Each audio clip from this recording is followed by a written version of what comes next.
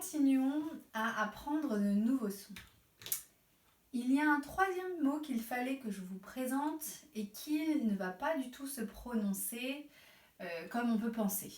Exemple, c'est ce mot-là. E-S-T. On aurait envie de le prononcer directement eust. Mais eust, ça veut rien dire. Le E ne se trouve pas entre deux consonnes, donc il ne chante logiquement pas est. Mais pourtant, ce mot de 3 lettres, E-S-T, se dit bien est. Alors, pour ne pas le confondre avec les autres, eh bien c'est très simple, il faut regarder et observer quand est-ce qu'on l'utilise et pourquoi on l'utilise. Lisons ces phrases ensemble, syllabe par syllabe.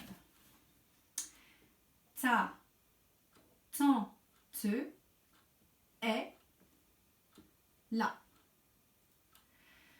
Ce, me, long, est, bon.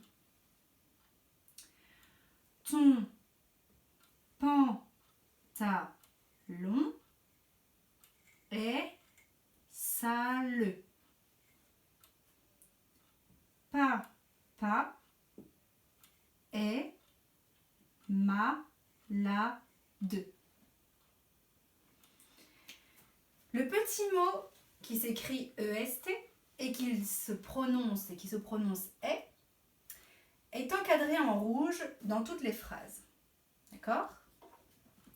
Dans chacune des phrases, le mot est là pour décrire quelque chose, nous donner une information sur une personne, un objet, un animal. Donc, c'est un mot qui apporte du sens à la phrase. D'accord ? Si je l'enlève, ma phrase ne veut plus rien dire. Exemple, ta tante, là. Ce melon, bon. Ton pantalon, sale. Papa, malade. Ce mot est là pour apporter donc une précision, une description, décrire une personne, un animal ou un objet. Dans la phrase « ta tante est là », le petit mot « est » nous donne l'indication de où se trouve notre tante. D'accord ? Donc il vient donner une indication sur cette personne, ma tante, la sœur de ma maman par exemple. Où est-ce qu'elle se trouve ? Elle se trouve là. Ce melon est bon. Le petit mot « est » vient me donner une indication sur comment est le melon. Le melon est bon. Dans cette phrase, ton pantalon est sale, le petit mot est donne une indication sur comment est le pantalon. Il est sale. On parle du pantalon, on le décrit. Et enfin, papa est malade, le mot est vient me dire comment, dans quel état est papa. Il ne faut pas confondre ce petit mot et avec celui-là. D'accord ? Ils sont différents. Ce n'est pas la même chose. Je vous rappelle, ET qui se dit et, pas est, qui se dit et. Il vient ajouter une information. Papa et maman. C'est papa et puis maman. D'accord ? Alors qu'ici, papa est malade, c'est pas papa et puis malade.